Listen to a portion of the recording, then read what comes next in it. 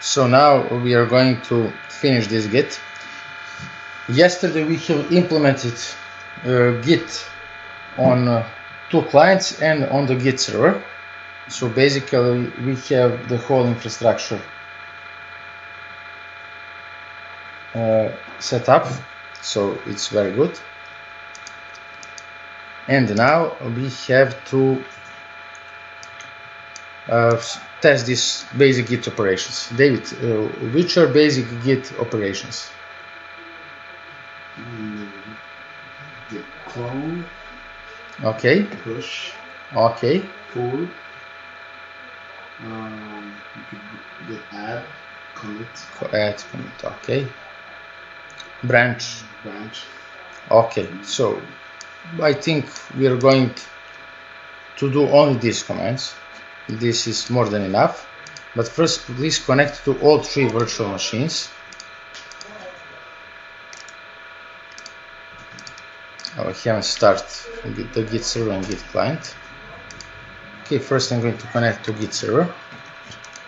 Georgi, did you connect? Yeah. Okay, good.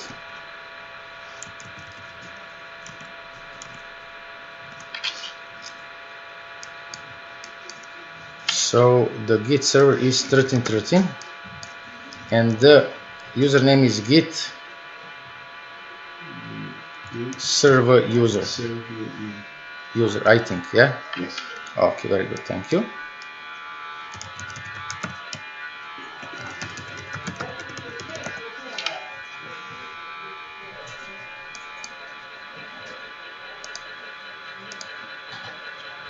Okay, so I'm going to connect to Git client 1. I'm still waiting for this DHCP on the sec. Okay, it will be in a moment. So basically what we are going to do, we are going to simulate this Git process with these 2 Git clients. So basically I'm going to create a diagram to show what we are going to do. Okay, so here we have a Git server and here we have this Git client 1 and here we have this Git client 2. Okay, so and both these clients will be connected to this Git repository. Okay, so this is something what we call a remote Git repository because it's located in the remote location. It's somewhere in the cloud. And those clients are also somewhere in the cloud, on the internet, it doesn't matter. They are somewhere. So first thing, this Git client 1 will add some file with git add operation. Okay? But this file will be added to this so-called, do you remember how, staging area. It's an area between the local repository and the current working directory where the client is currently working on. Then, from this staging area, the client will execute a commit operation and will add all files from staging area to local repository. Okay. And only after this client has done this, this client will be able to so-called what? To push changes to the remote Git repository. So basically here we have 3 steps. First, the client should add all files that have been changed to this local staged area. And then as the second step, the client moves files from the staging area to this local repository. And finally, as a third step, it pushes the changes to the remote Git repository. And also this Git client 2 will add some file to its local staging area. Then it will commit these changes to this local repository. And then this Git client header will try to push changes to the remote repository. However, the Git framework will not allow this, because at this moment, that's what we are going to simulate, because at this moment the Git client 2 did not synchronize its local repository with this remote repository. So this operation will not be permitted. So one of the most important rules is that if we want to push some changes to the remote repository, first a local repository should be synchronized completely with this remote repository. Okay? And so this will not be possible, but the client will have to pull changes from the remote to the local repository and to make like all synchronization. And after that, this Git client will be able to perform the push operation. Okay, so we are going to test this now, and then we're going to do something with branching, just to see how new features can be developed, and so on. Okay, but let's start from the beginning. Okay, so I didn't.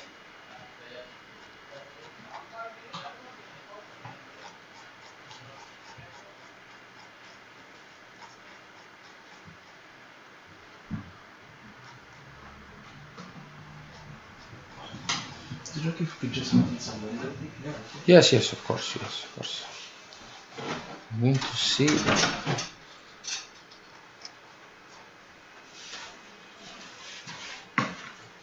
Okay, so let me please connect to this Git client 1 and Git client 2.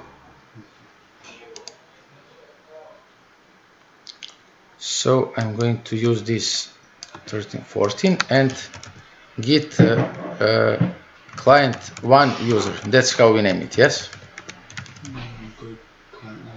Yeah, okay, thank you. Thank you.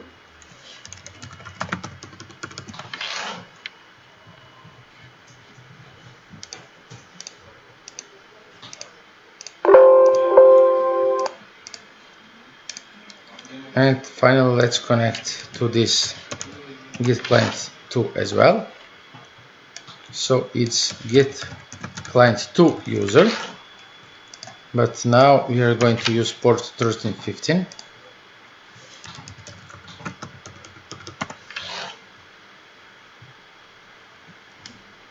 Okay, so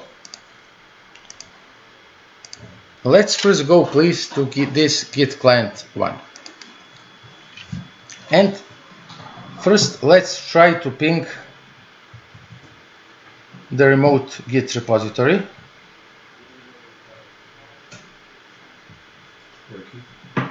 Okay, so I'm going to try ping 10.0.0.101. So it works. So it's good. It works. Okay, so first thing, let's go and see where is the repository of this Git client 1. Repository is here. Let's go please to this directory. Okay, if we execute -al, we can see that there is this folder git.git. Basically, in this hidden folder .git, you know that in Linux system, hidden folders and files start with dot. Okay, and that's why they cannot be seen by executing regular ls command without switches, yes? So in this .git folder, local folder, there is basically everything. There is a staging area, there is a local repository, there are some hash values that are used to track changes, and so on. So basically everything is this .git folder. And we said, if you remember those presentations, that first the Git client works is in so-called working area. What is the working area? The working area is, in this case, this Git client underscore repo. Okay, so this is the working area. Okay, so before the client can start working with Git and working with this remote repo, remote repository, first this client should add this remote repository. Do you know, David, the command? Git add. Git remote add origin. Why it's origin? From the main. Yeah, but what do you think? Why are we using the word origin for that? That's the beginning. Yes, that's the beginning, because yes, the origin point is the remote repository. So first, okay, so basically, how can we, okay, what are two basic ways that we can connect the client with the remote repository? First way is to simply add this remote repository or remote origin. And the second way is to perform the clone operation. Yeah. Okay, so that's the second way. So for in order to show both ways, for this Git client 1, we are going to add, simply to add remote origin. And for this Git client 2, we are going to clone this remote origin. Okay. So let's do first thing. So now we are at this local working directory of Git client 1. That's important thing to do. So in this folder, as you can remember, we have initialized all Git files with git init command. Okay, not bare init, that's for the server. We used just git init. So let's type the following: git remote add origin.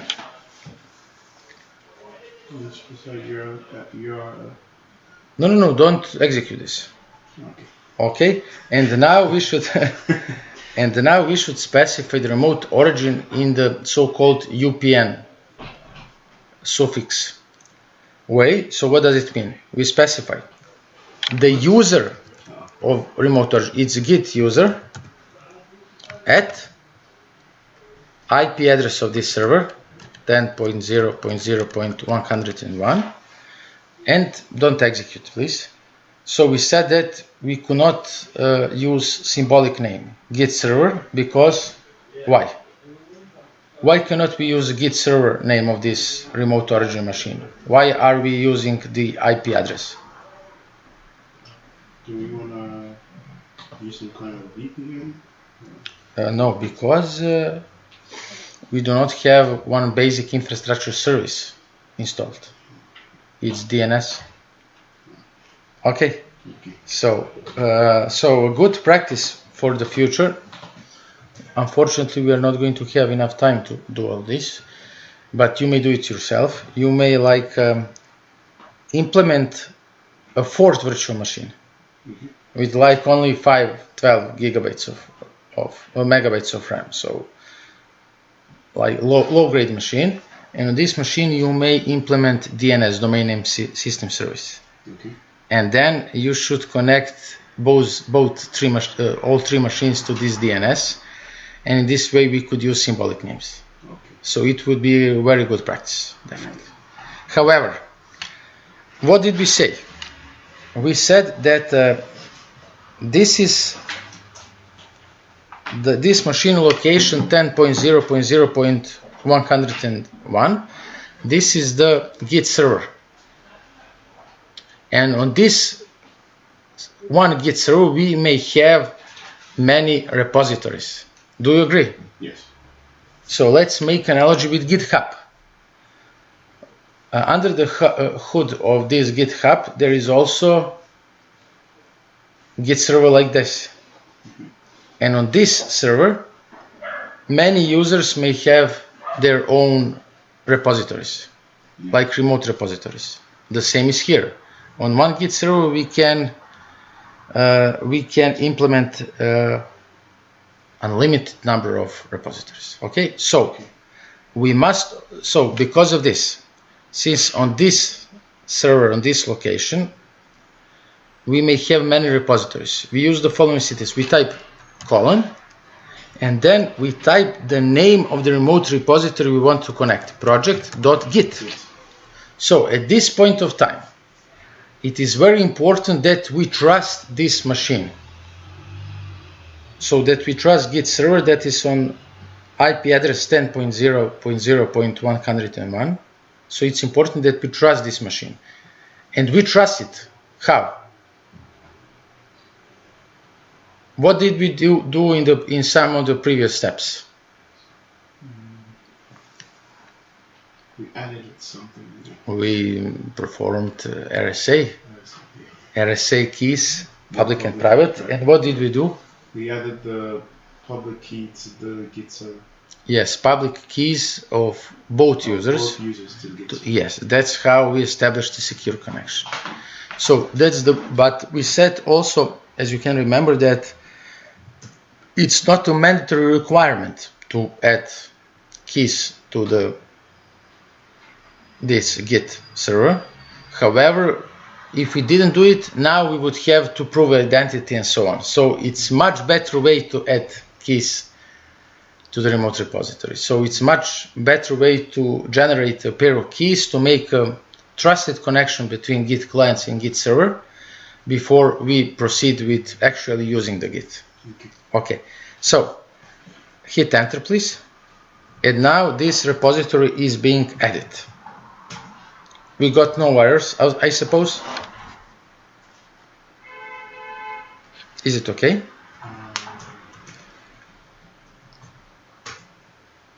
Yeah.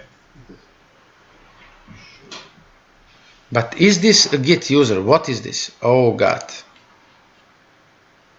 What is the name of this? Oh, Git server user. Oh. Server user.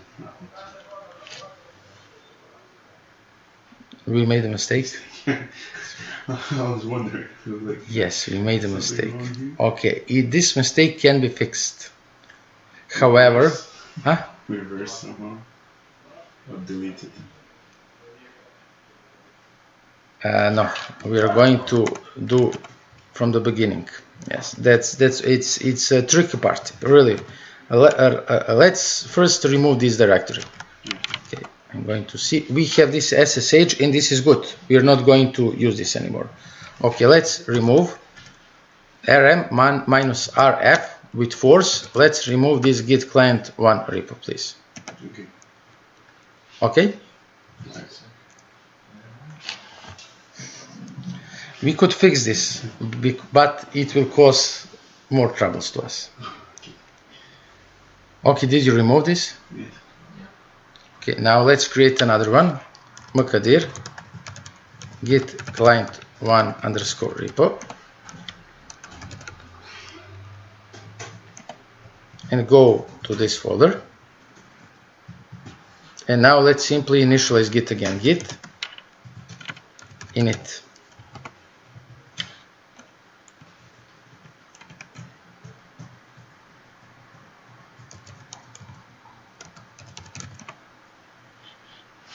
Okay, just init without those hyphens, okay?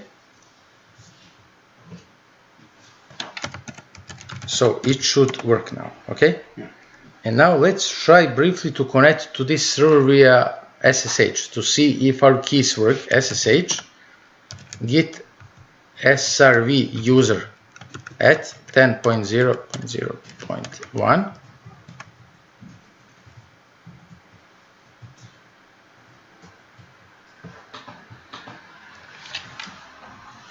It's not one, it's 101, sorry.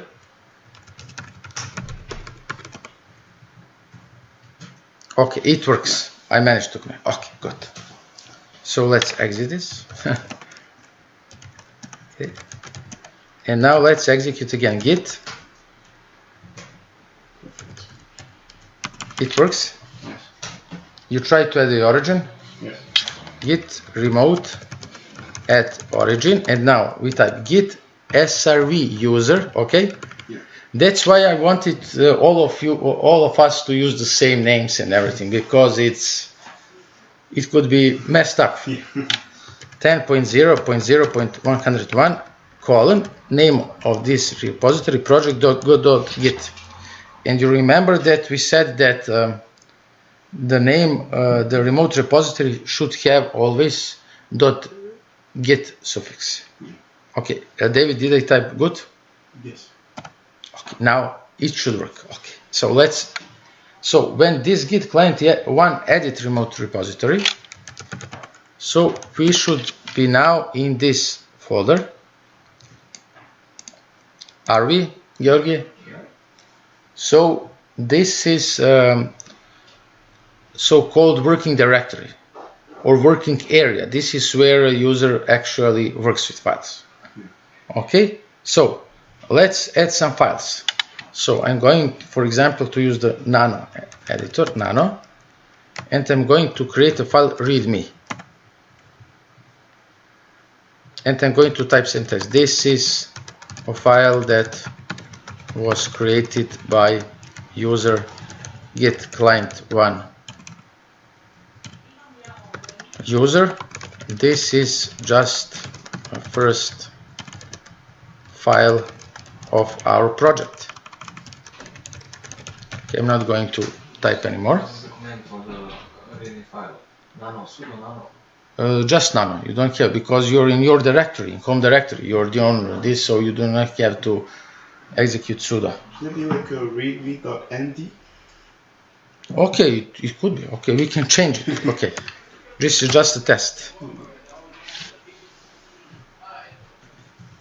We could add nd, whatever you like.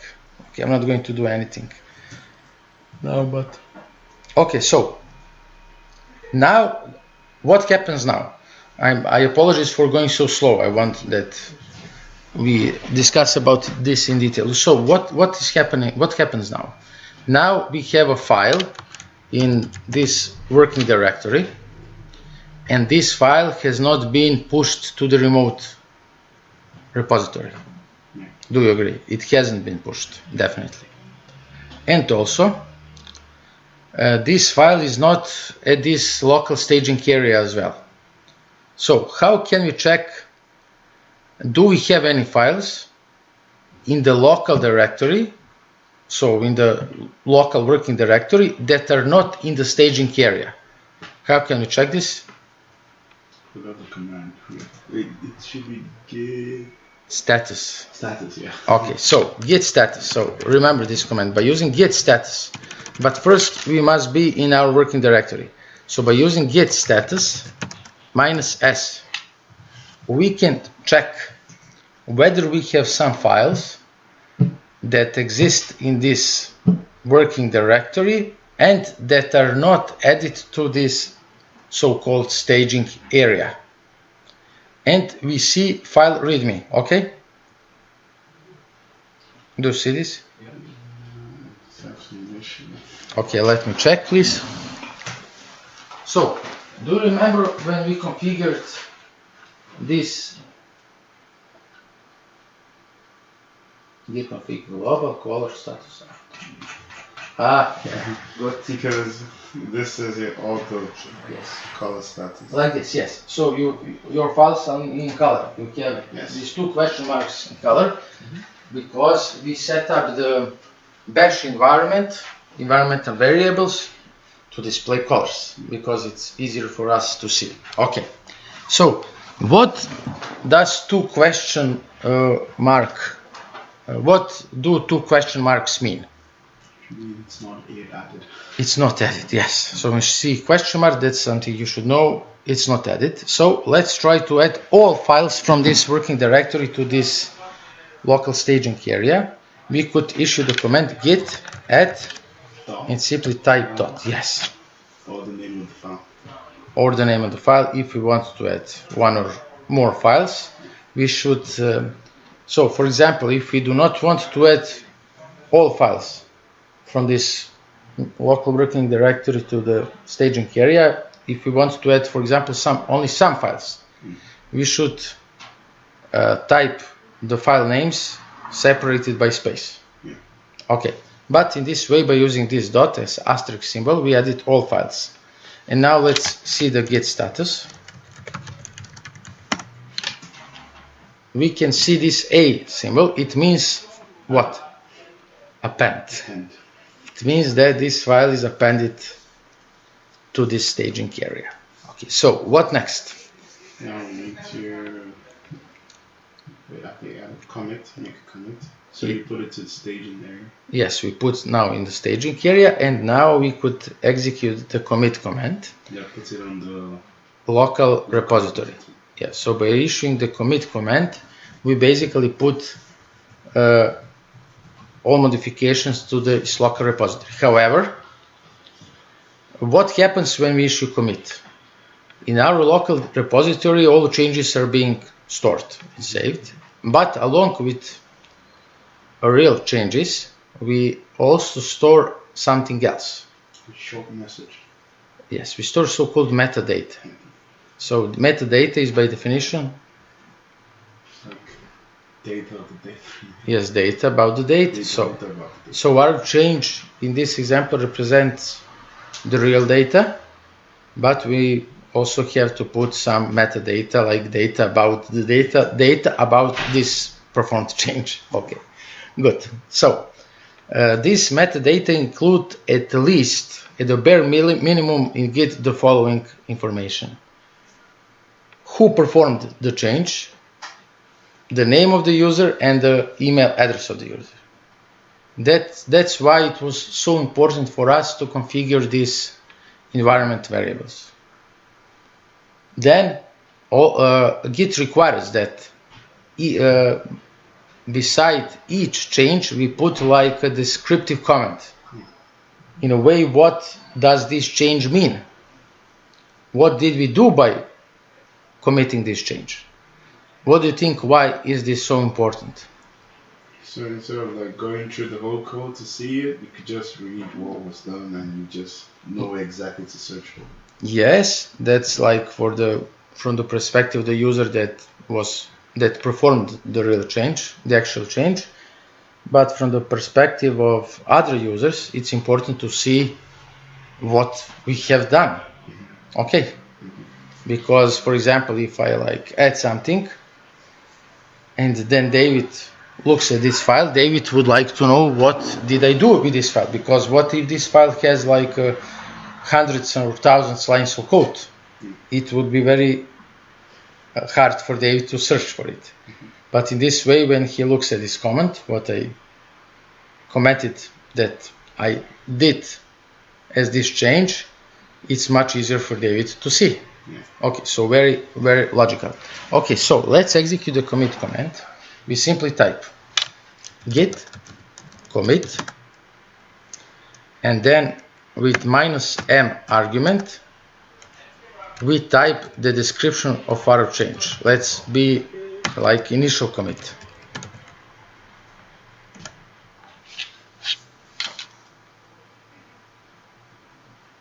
So what happens now?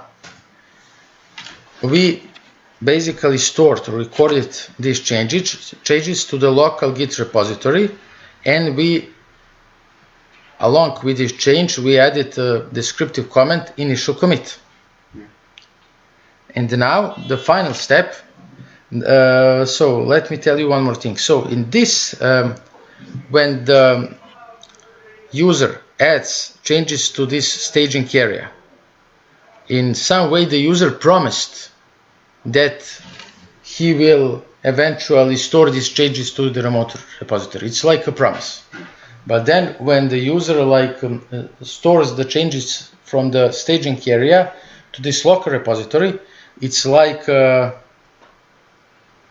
better, firm promise.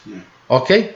And now we have to make this promise.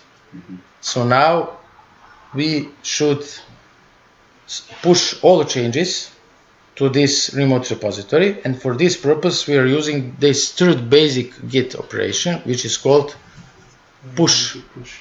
So let's execute git push. Okay, so now there is one more part. So each Git client but we're not going to do this, okay? But each Git client in practice could simultaneously use many remote repositories. For example, for different projects. It has working area, and for example, or working directory. In his or hers working directory, he created many subdirectories, and every of these subdirectories refer to other projects, for example. So for each project, this user will add a different remote repository, different remote origin, okay? So we could say like Git Push, for example, like origin, and then we should specify the name of the remote origin, like David, for example. However, in this case, we edit only one remote origin. So we have only one remote origin that is added. Which is Git server user. Yes, but in this case, yes, we could specify like this. Okay, but don't type it, please. Project.git. But the first origin, edit origin, is by default so-called master origin. Like the basic domain origin. Okay, we could change this at some later points of time. So it's enough to name this origin master, and that's it. So Git push origin master, and now we should provide a password for this. And everything is fine. It is created a new branch called master. So we have a master origin, and within this origin we have one branch, because it's the main branch, like mainstream branch, and this mainstream branch is also called the master. Okay, so I apologize once again because I'm going too slowly. This is very, very important. Yes, I want that we know how it works. Okay, not just to use commands, that's how. Okay. Okay, good. So let's try something else. Let's try pull command. For me, it doesn't work. Maybe I delete. Let's see. Okay.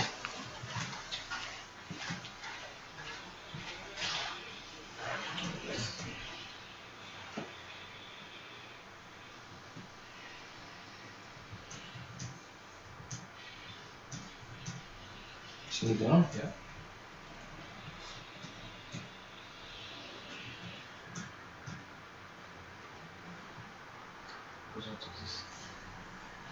Did you remove directory and everything? Yeah.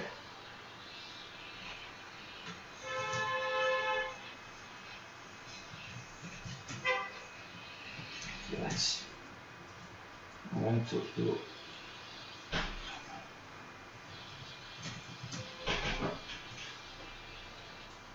git one underscore it. Okay? Git in it. Okay?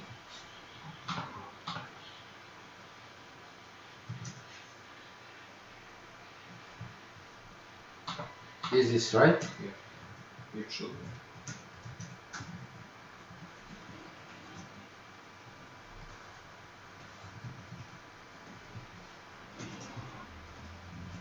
I want to create. Okay, I'm going to, it's the same. I basically create this shooting file. Okay?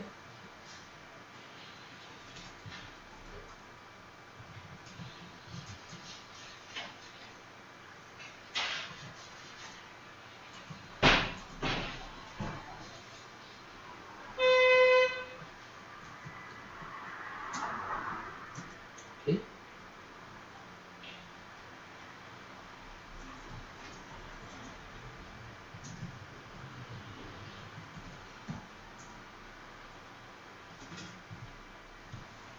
Project.git does not appear. Please go to your Git server. Let me check something, please. Okay.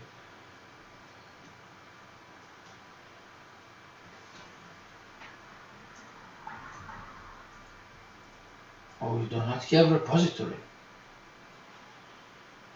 You don't have repository. What is it? Hmm? We did make it. Yes, but you do not have it. Okay, I'm going to make So, maybe on the client. But why? on the client, yeah. But how? Project.git git bare init. Did it. Okay. Now please come back to Git client.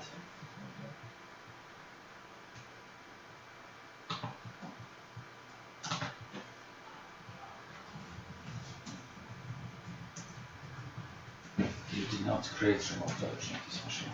But let's go to Git client 2. Let me check. Maybe you have created.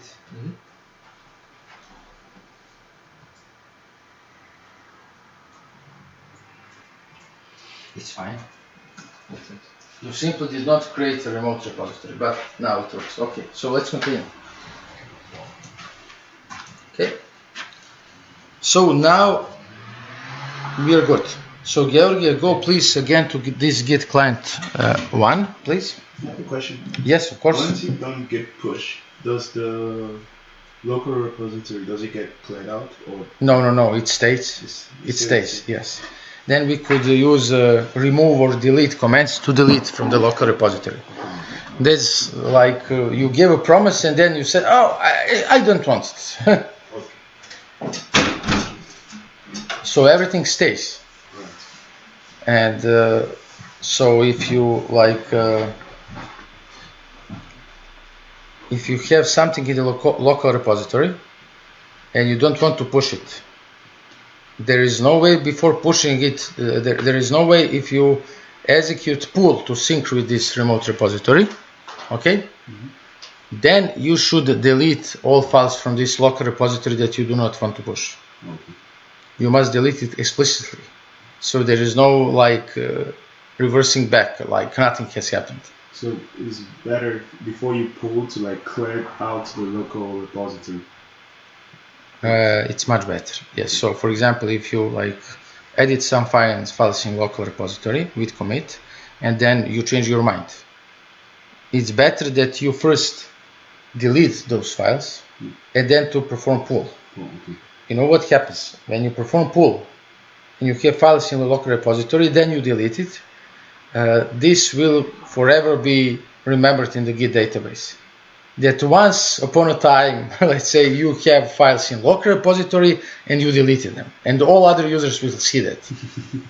Maybe it would not be good in some occasions. Okay. Okay, so let's just try to pull from this Git client 1, Git, but there is nothing to pull, but let's try origin master.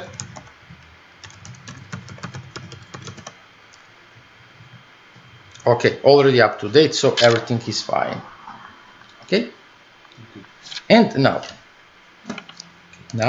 we are going to do a different operation. Okay, here we have a Git client 2 repository. Okay? We could go to this Git client 2 repository and we could add this remote origin. Okay, why not?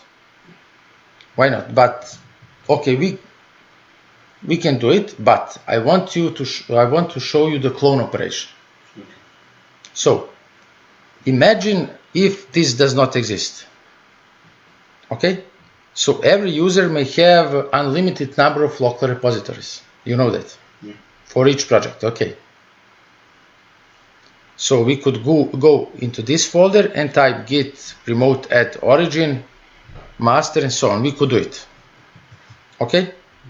And then we'll have this repository connected to this master repository. Okay. But for example, if a user wants to connect to the remote repository that already have some data in it,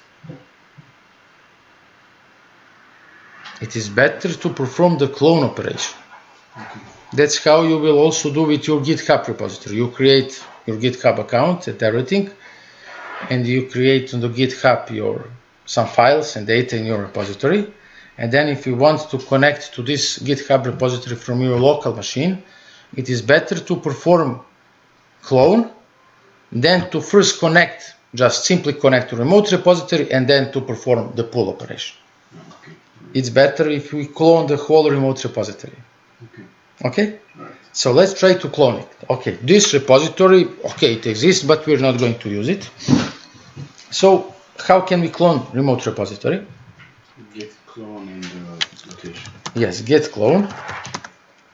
And then again, we use this European naming convention. We type git srv user at IP address 10.0.0.121 and then colon project.git, because we have to specify the name of the remote repository that we want to clone. And in my case, everything went smoothly. It works? Yeah. Oh, good. Nice. So everything is focused. So let's go to this project Git. So now the name of the remote repository is the same like the name of the local repository. Maybe that's the best practice. In this way you will not get confused with names. Okay. I think it's the best practice. Okay?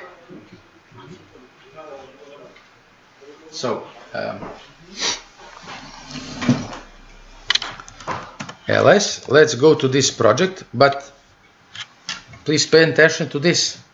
We said that only remote repositories are having this .git suffix, okay? So the name of the local repository is the same as the name of the remote repository, with only this difference that it does not utilize a .git suffix, okay? So remember this. These are like some of the most common questions on the interviews. How can we differentiate between the remote repository and the local repository by name? The answer is by using the .git suffix. Okay, I don't know, they ask.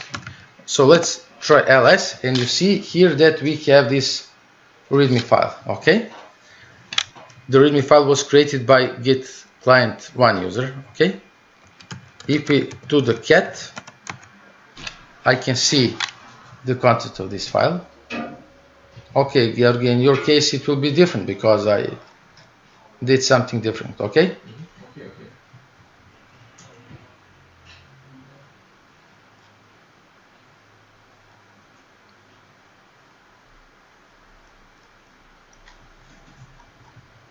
Okay, let's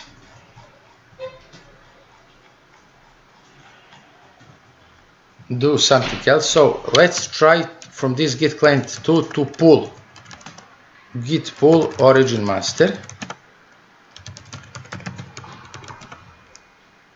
But when we are here and we have a message that, oh, hello, we are having a break in 15 minutes, Okay. because, and then after that you may present and everything will do the theory. We're finishing it now.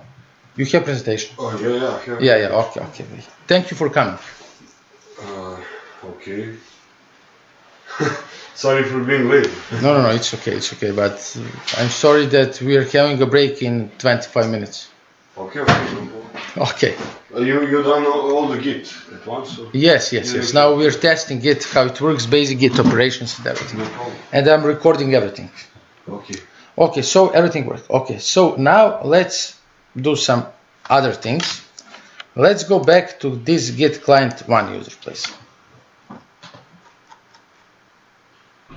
So let's go to this repo, and for example, this Git client 1 user will create another file with touch command. Touch is what, David? Simple Linux command used for creating. If you want to add something into a file or something. If you want to make a file. If you want to make empty file. Okay, but add something into it. That's the touch, but we do not want touch. Okay, we are going to name this like touch Java. So this Git client 1 created in its own working directory test.java file. You may see everything on recordings. Yes, okay. And now this Git client 1 will create some other Java files. Yeah. For example, I'm going to use the echo command, echo. And now we could type like system out print line, doesn't matter, my Java Okay, and then I'm going to redirect this to like main.java. What does it mean? It means that it is basically what? This is the redirecting operator in Linux. David, you should know this. Yes, if you want to override, it's 1, but if you want to append, it's 2. Yes, with 2 of them, yes. But in this way, we simply stored the output of echo command, which is system.out.println, in this main.java file. Okay? ls. And now let's see what do we have in our working directory that is not added to the staging area. By executing again git status -s. So we see question marks besides all these files. It means that these files are in our working directory but not added in the staging area. So at this point we can simply delete those files and nothing will happen. Okay? Yeah. We wouldn't have to like revert something back or similar, so it's relatively easy.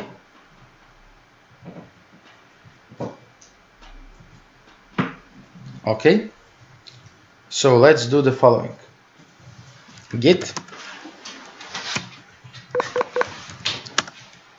add. Let's add to this local repository git add main.java and test.java. So basically now we added 2 files. So instead of using dot, if we want to add certain files, we just type the names of the files separated with space. And now let's commit this. Let's store this in the local repository. So by using the git commit command with -m. So basically one change will include all 2 files. Okay. So everything that is here in this staging area will be stored in the local repository with the commit command.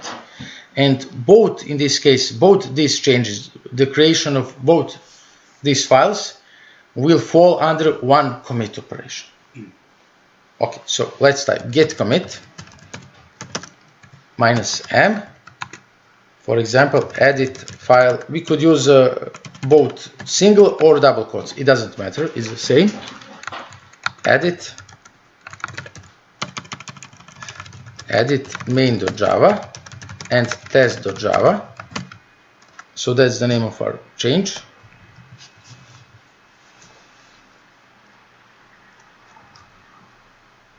And now if we execute once again git status -s, we here have nothing.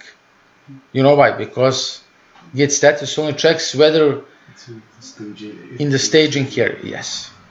If something is in the local repository, so it's like almost forever there, because we still did not commit, like we did not like fulfill our promise completely. We can now revert that. We can delete from local, but let's keep our promise. So let's push these changes to this remote repository. Git push origin master. Yes. And please type the name of this user. So this is Georgi. Now when we type this password is for this Git user server account. Okay, we used the same password for everything. Okay, and everything went smoothly. Okay, so now I'm going to clear the screen here on Git 1. And now, please, let's go back to the Git client 2. I'm going to clear the screen. Okay, now we did not execute pull command or nothing, so we basically have here only the README file. Okay. So let's, for example, let this Git user 2 create some other file like echo.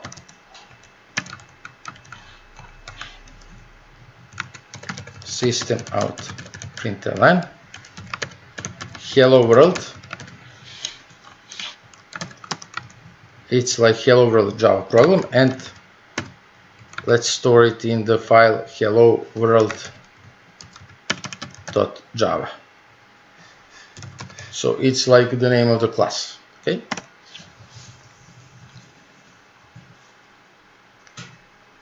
And now again, this user 2 git client 2 wants to add some changes to the local repository. So he or she executes git status -s.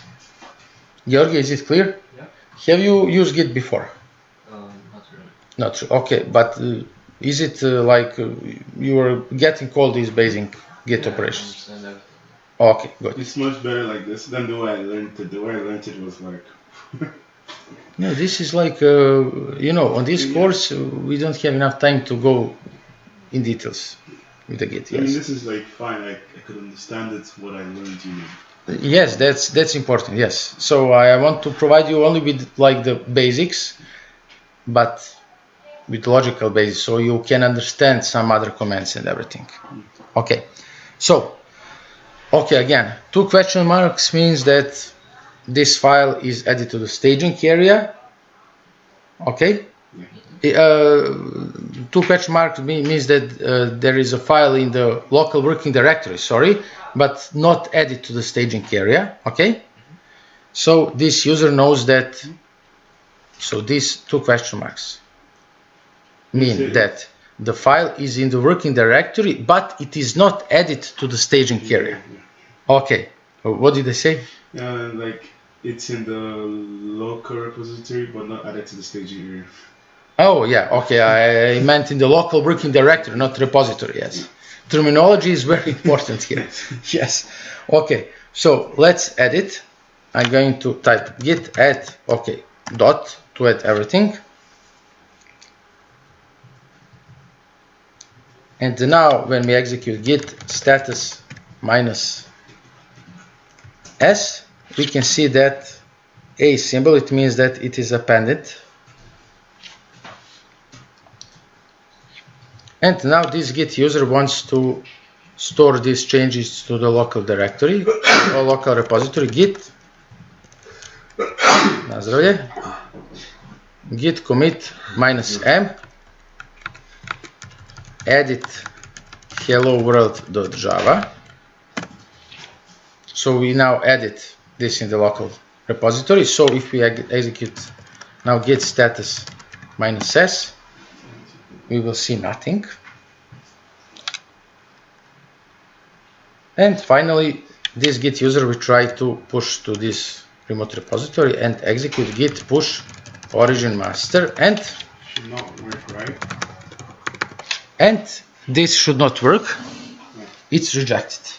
Because it needs to update the local Yes. directory. So this is like the Git basic rule, which is very logical rule. So if you want to push some change to the remote repository, first our local repository should be completely synchronized with this remote repository. Okay, try Singidunu. Okay, it's rejected. So when it's rejected, we know what's the problem. So it's like one of the most serious flaws in Git. So again, like a basic rule, and this is also frequent question on the interviews.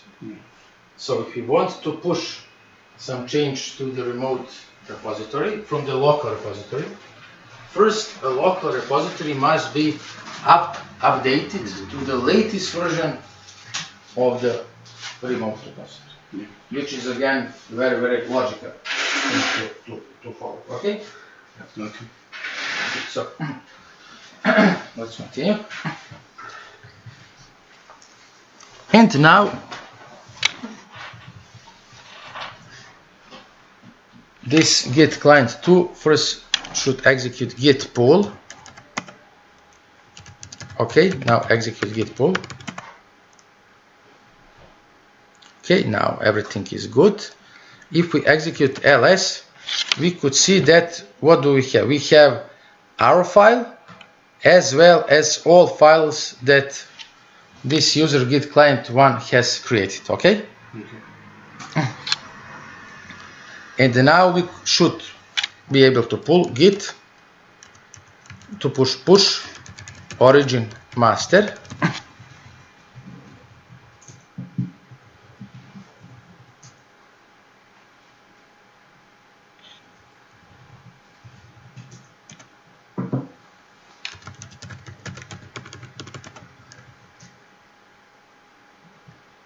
And now it works. Georgia, it works? It works. Okay, and now to finish, to complete this process, like to make it complete, let's go again to Git client 1. And now Git client 1 we have, he still or she still does not have this hello world.java file that was created by Git client 2. If we execute git pull origin master now,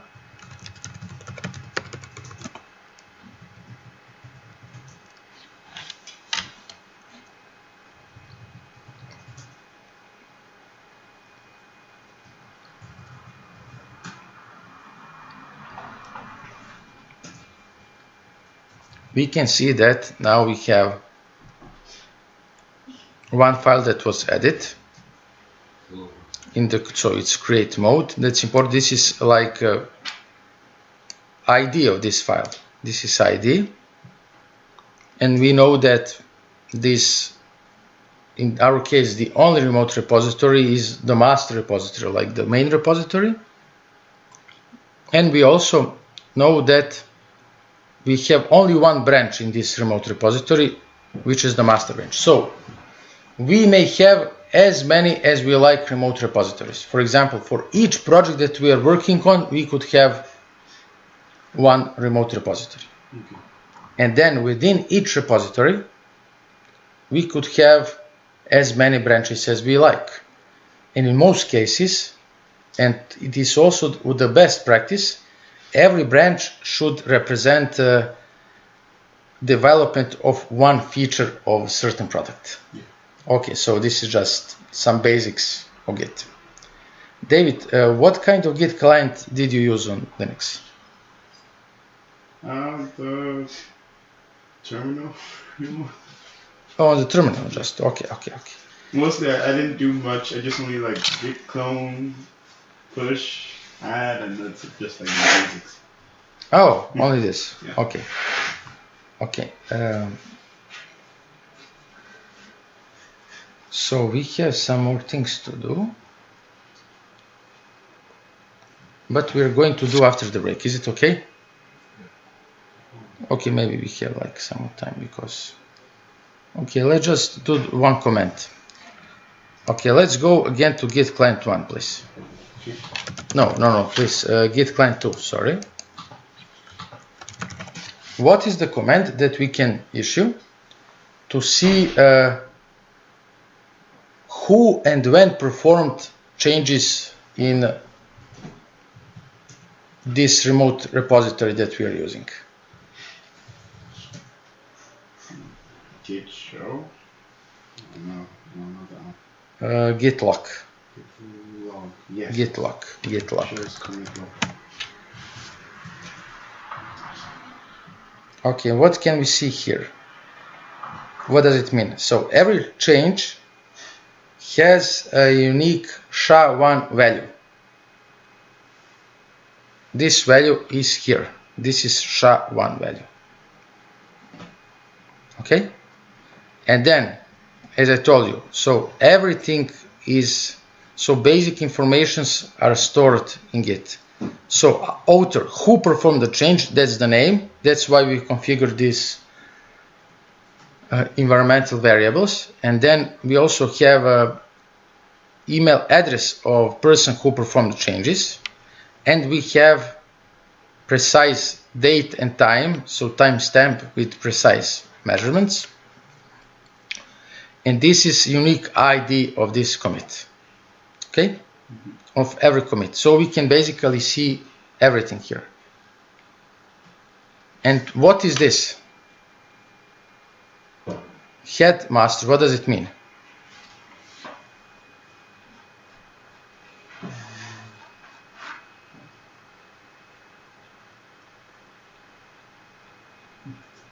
Top is still the same branch, the master branch. Like you haven't created like some Master branch, okay, okay. And what is this head? start. The start, Like yes. start, It's yeah. like a pointer to the head, to the first commit. Yeah. And that's how simple, similar like in blockchain technology, we could track down all commits starting from this branch, okay? Okay. And now are all of these repositories synchronized? Yes. Both are up to date, yes? Yes. Okay, good. Okay, please leave this as it is. I'm going to pause this. Let's continue with this. Okay, we have just a few more comments, okay? Okay. So I'm really glad that you're interested in this. Yeah. Yes, I know we went slowly, but okay, let's do some other things. Let's go again, please, to this Git client 2. So now everything is synced. Okay, both clients, client 1 and client 2, they have like the most up-to-date version of everything. Yeah. Okay, so everything is completely synced. We don't see anything. Oh, sorry. Okay, sorry. Strahinja will define the topic for presentation. I'm always like whatever. Oh, but are you coming on Friday? Yeah. Okay, please do come because it's our last chance to Yeah. to capture everything. Okay. Okay, so do we see? So hopefully I will give lectures on Friday. Okay, only lectures without practical. Okay. Well, what about AWS? Uh, Monday? On Monday, yes, Monday. It's enough. So Monday we'll do exclusively AWS. Okay. Okay, it's more than enough. Trust me. In the midterm. Midterm, yes, after lectures, yes, and then Tuba. Yeah. Oh, I have But to on write Monday the we mail. have to. Hmm? On Monday we have to. No, Tuesday. Tuesday. Yes, we'll finish everything on Monday. Yes, Strahinja. No, I'm talking to myself. I think I should write the mail because I didn't actually choose Tuba when I chose game design, but they canceled the class. Game design. I don't Yeah, know. so Maybe you're the only one or something. no, there is like two of us. Wasn't. Okay, I don't know. Yeah. I should have chosen. Okay, so it's with Mladen Jovanovic, I think. Well, it's canceled, I think, Okay, okay. because there's only two of us, and like they don't post or show anything. So Yeah. Okay, it's okay. Maybe you should write an email about the classes. Ask them. Yeah. Okay, so for example, we have Git client number 2, and now, for example, so everything is synced and set up. So this Git client 2 user, okay, he or she wants, for example, to add something in this hello world.java. Okay, and again, if we execute git log command, we can see that hello world.java was added by this Git client 2, as we can see. And also from this git log, we can see that the most current change, the most up-to-date change is here, as you can see, like at the bottom. Okay, so for example, this user wants to edit this hello world.java. And now this user like put some other comments here, like, I don't know, for example, array of string array equals new array of string or something like that. He or she has some kind of collection, doesn't matter. And she or he save changes. Georgia, you may just type anything you want. Yes, anything. It doesn't matter at all. Okay? Okay, so now this Git client 2 executes Git Status.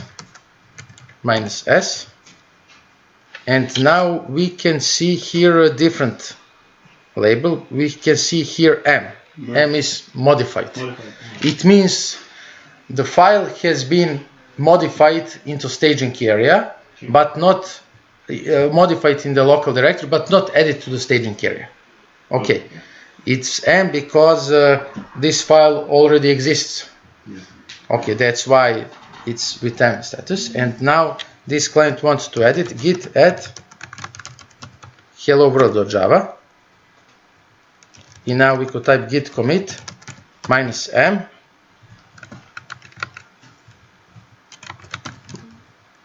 for example modified version in hello world.java file. So we just like describe this modification we have just made.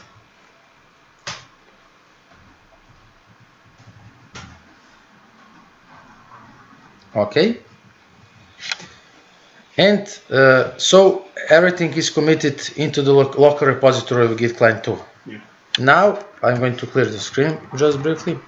Now if Git client 2 executes git log, we can see here, okay, that this file has been modified. You see? Okay, and then everything is still still it is not synced with this. Okay, so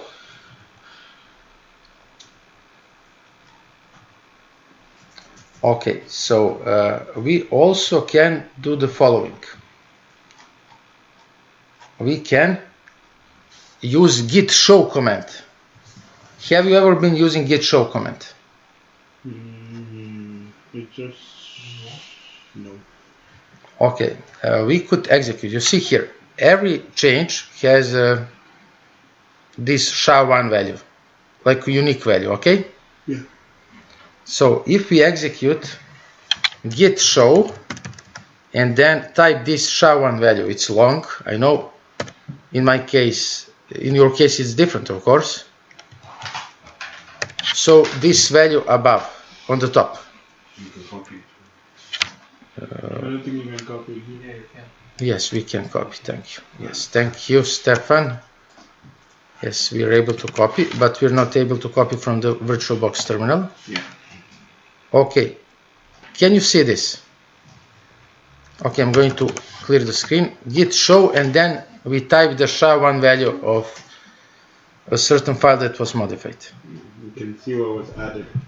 Yes, we can see what was added. So it is more than a useful command. You see, we can see the lines of code denoted with this plus sign, which are added. What is added? So we can make a comparative analysis between the old version of the file and the new version. So it is more than useful command. Some question. How do I cancel that mouse capture thing? Ctrl X. Control X, yes. Okay, I'm going to wait. Right? No.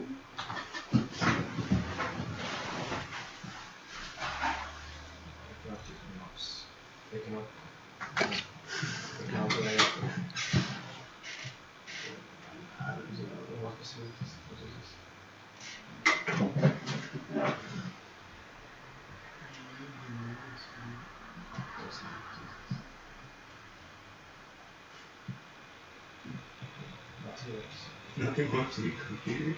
No, I don't know. Or restart your computer. No, it's too late to do it now. Just use the arrows. Okay, can we continue?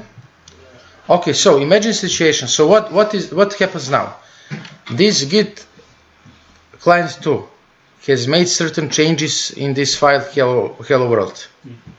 Okay, and he or she committed those changes into the local repository. So we said that when we commit changes to the local repository, it's like we make a promise that we are going to do something. So we made a promise. We will do something. But what if we change our mind? For example, what if we don't want this change? What if we want to change this file somehow differently? Okay, more precisely, what if this user, after committing these changes to this local repository, execute the command nano hello world.java, and what if now this user decides that he or she wants to remove this file, this line of code? Yeah. Okay, I have just did it. So what happens now? If you run the log, you see the minus, the part that was deleted. Okay, if we like execute git So log, you need to do the, what's it called? You need to add it to the staging area and look. So you okay. can see what was changed. Okay, again, for example, when we execute this git status, we can see that it's again modified but not added. Okay? Yeah. But look here.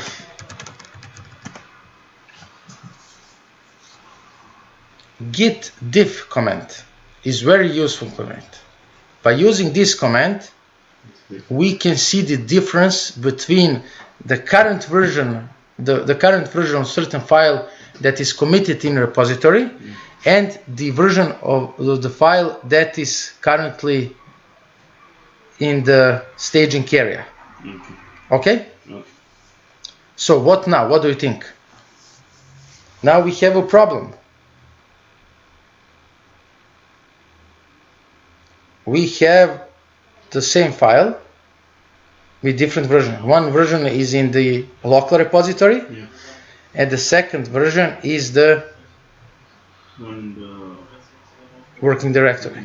And we want this version in the working directory. So what can we do? We can, okay, first option. Oh, this is important to realize. So first option that we have here is the following. We can commit this change, this new change, to the local repository, and then we can push both changes, like with previous version of this file and this new version, to the remote repository. Okay. However, this is not so good approach. What do you think? Why? Because they'll see, yeah, okay, what's he doing? You know, he's changing. Why don't you just change it once and post it instead of changing Yes, it so it means that we change once and then change that. Yes. So we have two changes where this first change is unnecessary change. We don't need this first change. Okay. So it's very bad, but unfortunately, when we have situation like this, that we have one version which is not good in the local repository of the same file, and at the same time we have the second version of this same file which is good and which we want to like push to remote repository. Georgi, do you get it? I get it, but a little bit far back. Okay. I will just listen to the... Okay, so there is a way to solve this. There is a switch called amend with git commit. That means that the newest version will overwrite the previous version. So this is but first, okay, again, we will execute git status -s, and now we see again the same result, that we have this file in the local repository,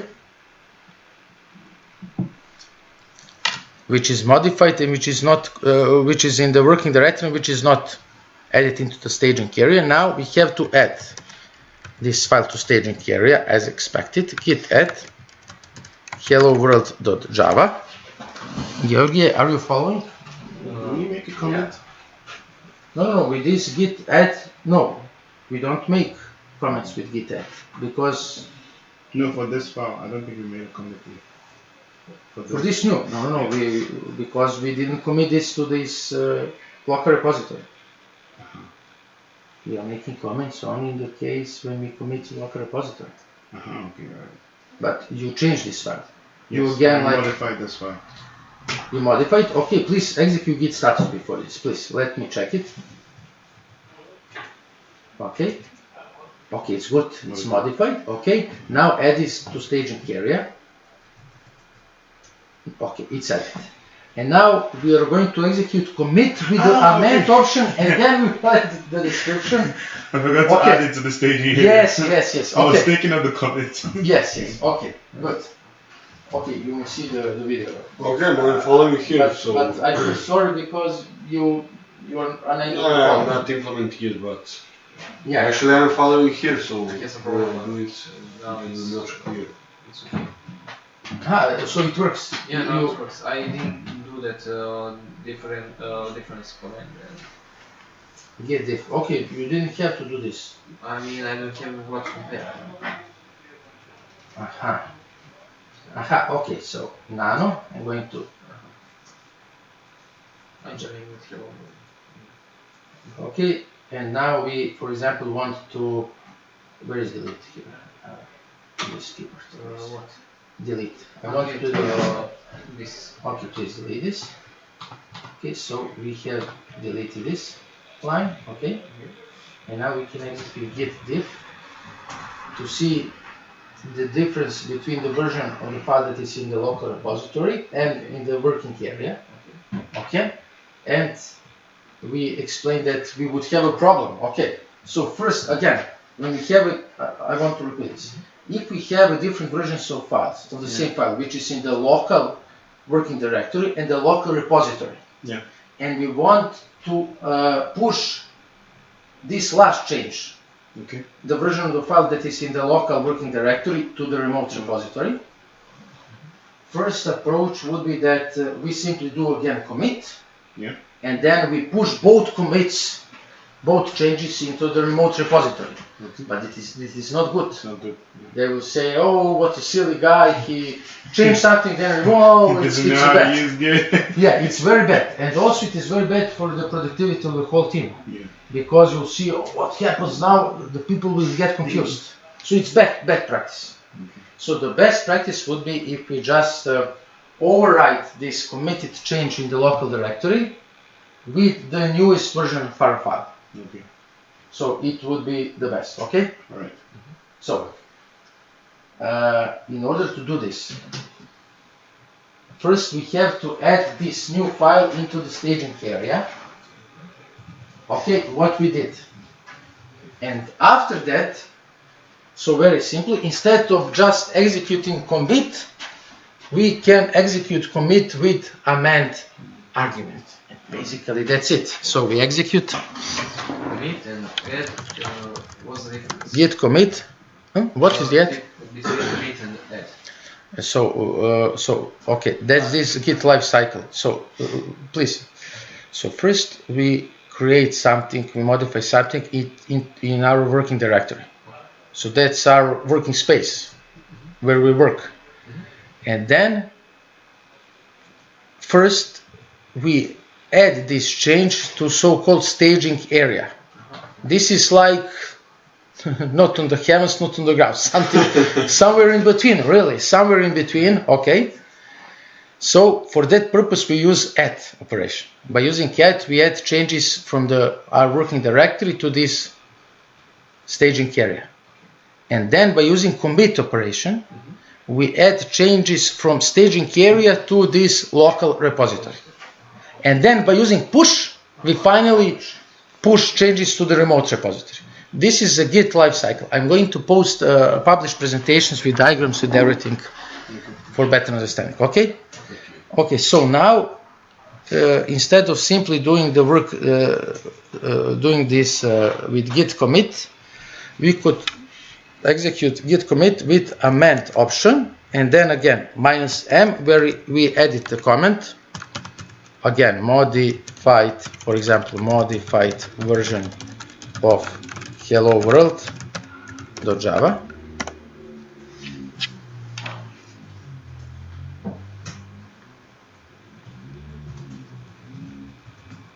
And now this latest commit will override the previous commit.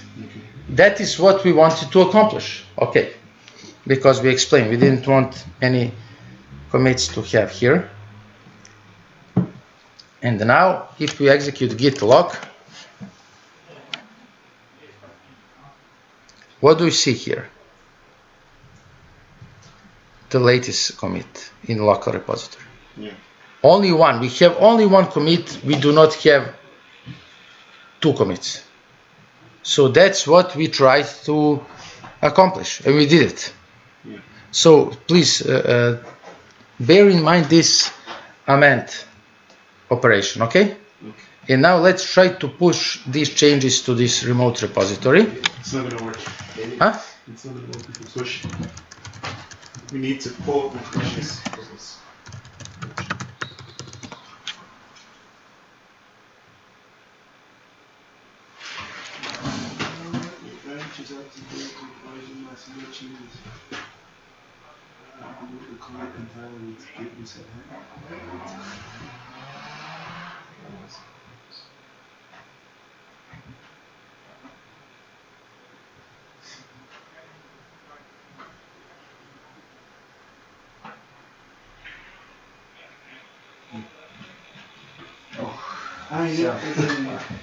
Why did you do that?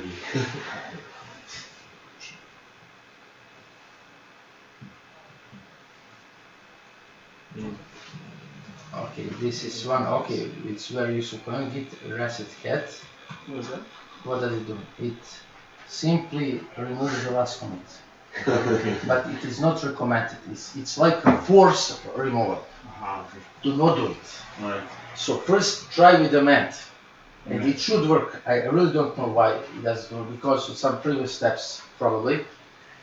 Try with amend. If it doesn't work, again reset the head pointer. So it's like the last resort that.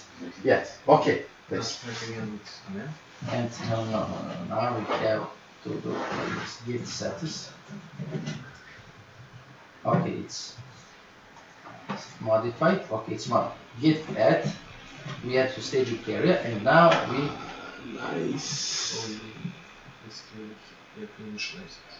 Yes. Yes, but now we do not have with amend because we did it. Okay. No, Georgi. Okay. Now it's good. It's a little bit different than in our case, but it will work. Okay. Okay, you're welcome. But you have everything you need here, so. Okay, so David, try to push. I don't see why the push. For me, it showed like I should pull first, then I pulled, then I have but why? merge conflict. Why? I don't know. It works in my case. Like We over did here, it right. after committing, then I pushed, and I need to pull. But that's why maybe you didn't pull like we did, I suppose. Okay, please pull it because you. Yeah, after I pulled, then I have merge conflict. I've modified this new use Git area to see the error patch. Okay, please. I don't know what you did really.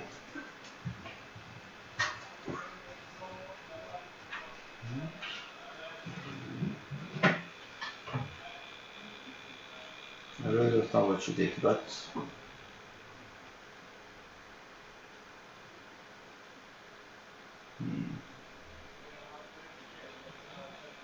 So what happens if you push? Let me see, please.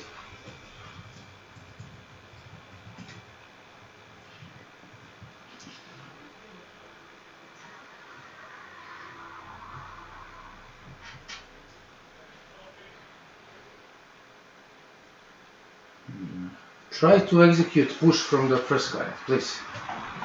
Here. Yes. Georgi, it works in your case, yes.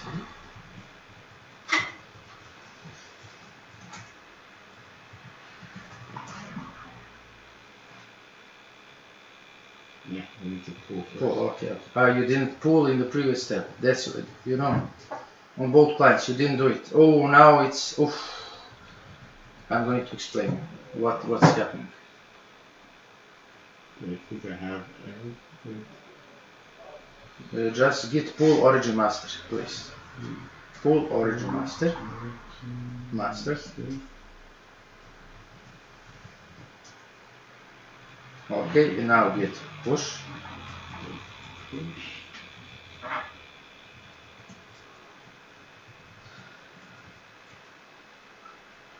Okay, now we go to this other client, please. Maybe Git pull origin master. Yeah. What's the difference between Git pull and Git pull origin master?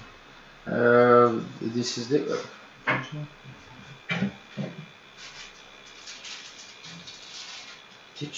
What did you do? Did you? Just a second.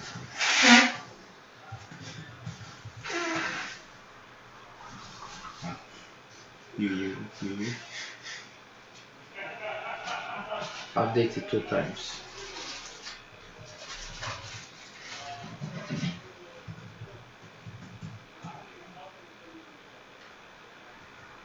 Now execute this with amend, okay?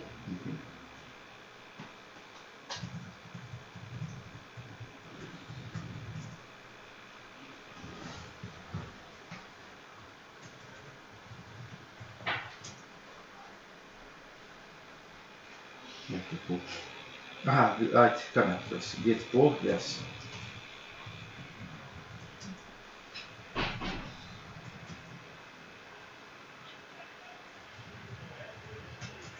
You know what is the problem? When we have this situation that we showed, when we like add something in the local repository, and then we want it to like add something new, the new version, and if before all of that you didn't pull, then we have a problem with this. Merge conflict. Yes, yes, that's then a very big problem. Yes. So it cannot then commit the result. What is with pull? Can it pull? No. No. It's when I did pull, there was a merge conflict. Git pull origin master. Yes, we broke the link between repositories. This is very sensitive. This is very sensitive. We did exactly what we weren't supposed to do. So that's why after, it should be a good practice that we always pull. Before doing anything. Because you may never know that, for example, when you make a certain change and then you may change your mind simply. Okay. And okay. I could remove the file. Yes, try to remove the file, yes. But okay, it's good why we did this. But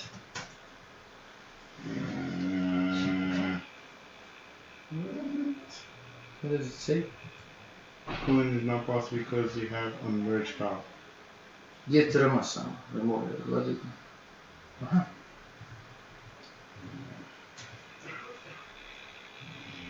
You have 2 times this, yes. Git remove. It can be resolved, but okay.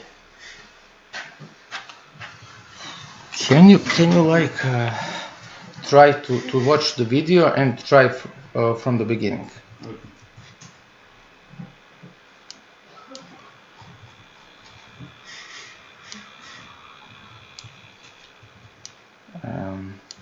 Georgi, it works in your case. Yeah.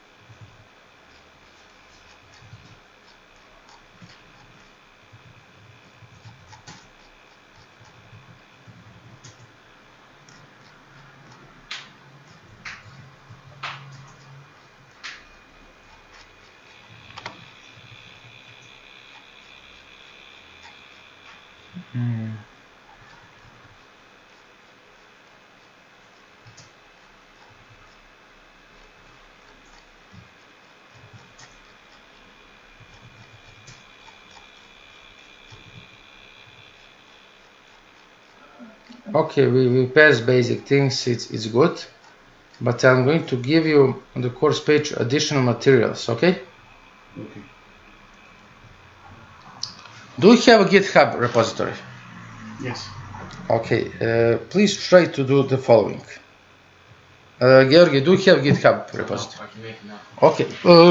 Okay, try to make it because, okay, but just let me show you what you should execute, okay? So go for example to this Git client 2. Okay. Okay, and make a directory. For example, GitHub _ repo. Okay. And go to this GitHub repo folder, please. And now try to clone your remote repository, but you have to know your password, of course. So how can you do this? Very simple. You just type. So Georgi, on the break, we're going to have 5 minutes break. You please try to make your GitHub account. So you should execute the following: GitHub, git clone, okay, and then type https github.com / your username on GitHub. I don't need internet to do all these commands, right? Huh? I do need internet to do it. Yeah, definitely. But internet on my computer. But we should memorize this. Okay. I'm going to give you hotspot later, okay? So you type URL to the GitHub. This is GitHub / n button. This is my, for example, username. And then / I type the name of my repository on the GitHub. So this is the syntax that you would use to clone remote GitHub repository to your local machine. So first you create a folder, then you go to this folder and execute git clone, and then type https github.com / username / the name of the repository. Okay?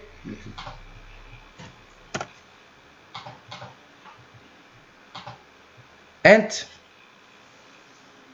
it was cloned. My repository was cloned. Why didn't the system ask me for a password? Because it's a public repository. Okay, but if we need a password, it will ask us for a password. So it is also a very useful skill to know, because many employers will ask you a question like this. Can you please try to do this? I'm going to pause the video. We're going to take a short break, okay, like 8 minutes, and then we will continue, okay?